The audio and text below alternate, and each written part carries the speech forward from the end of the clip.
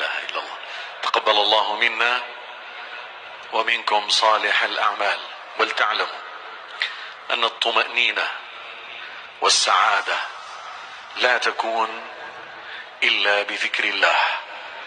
والله كتعب نحن تعبانين كلنا، يعني الصايم تعرفوا قديش يعني يبذل مجهود في رمضان، ولكن رقي الروح تحتاج إلى تعب الأجساد.